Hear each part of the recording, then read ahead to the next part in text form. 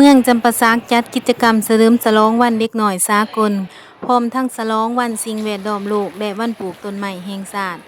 ในวันที่5มิถุนายน2026ที่สโมสรเมืองจำปาสักท่ามกลางบรรยากาศเบิกบานม่วนซื่น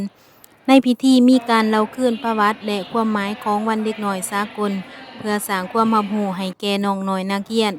เกี่ยวกับสิทธิและบทบาทของเด็กน้อยพร้อมทั้งส่งเสริมให้เติบใหญ่เป็นกำลังสำคัญของสังคมในอนาคตภายในงานยังมีการแสดงศิลปะ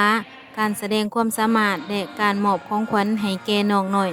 ที่เข้าร่วมงานหลังจากสำเร็จกิจกรรมวันเด็กน้อยสากลแล้วคณะนำและผู้เข้าร่วมได้สืบต่อจัดพิธีวันสิ่งแวดล้อมโลกและวันปลูกต้นไม้แห่งชาติโดยร่วมกันปลูกต้นจำปาจำนวน150ต้นตามแคมทางเลขที่ 14A เพื่อเพิ่มพื้นที่สีเขียวปรับปรุงภูมิทัศน์และสร้างจิตสำนึกในการอนุรักษ์สิ่งแวดล้อมให้แก่ประชาชนอย่าลืมกดไลค์กดแชร์และกด Subscribe เพื่อติดตามข่าวต่อไปที่นี่จำปาไมนิวส์